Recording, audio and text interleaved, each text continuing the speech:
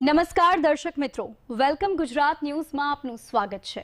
હું લઈને આવી છું આજના મહત્વના અને તાજા સમાચાર। ભરૂચમાં પ્રોહિબિશન રેડ, ટેટૂની દુકાનમાંથી 2.56 લાખનો વિદેશી દારૂ જપ્ત। ભરૂચ શહેર સી ડિવિઝન પોલીસ દ્વારા શીતલ સર્કલ નજીક નારાયણ હોસ્પિટલ બાજુ આવેલ CR ચેમ્બર્સ શોપિંગ સેન્ટરમાં પ્રોહિબિશન રેડ હાથ ધરવામાં આવેલ, જેમાં મોટી માત્રામાં ભારતીય બનાવટનો વિદેશી દારૂ ઝડપાયો હતો। મળતી માહિતી મુજબ જિલ્લા પોલીસ વડા અને ઉચ્ચ અધિકારીઓના માર્ગદર્શન હેઠળ પ્રોહિબિશન તથા જુગાર જેવી અસામાજિક પ્રવૃત્તિઓ સામે કડક કાર્યવાહી કરવા સૂચનાઓ આપવામાં આવી હતી। તેના અનુસંધાને સી ડિવિઝન પોલીસ સ્ટેશનના પોલીસ ઇન્સ્પેક્ટર NR ચૌધરીના માર્ગદર્શન હેઠળ સર્વેલન્સ સ્ક્વોડ દ્વારા નાઇટ પેટ્રોલિંગ દરમિયાન બાતમીના આધારે કાર્યવાહી કરવામાં આવી। રેડ દરમિયાન CR ચેમ્બર્સના ગ્રાઉન્ડ ફ્લોર પર આવેલી શિવા ટેટુ નામની દુકાનમાંથી આરોપી દીપક ઉર્ફે બોબી જયસિંહભાઈ વિરાસ, ઉંમર વર્ષ 45, નિવાસી ફાટા તળાવ વિસ્તાર, ભરૂચને ઝડપી પાડવામાં આવ્યો હતો।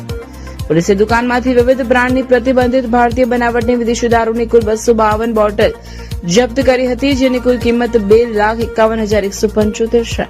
ઉપરાંત એક મોબાઈલ ફોન કિંમત ₹5,000 સાથે 2,56,175નો મુદ્દામાલ કબજે કરવામાં આવ્યો છે।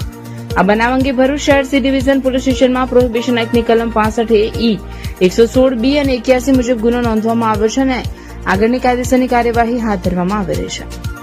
આ કામગીરીમાં police inspector NR Chaudhary, police sub inspector AH Kazi, EN Chaudhary સહિતના સ્ટાફના અન્ય પોલીસ કર્મચારીઓ ટીમ વર્કથી મહત્વપૂર્ણ ભૂમિકા ભજવી હતી।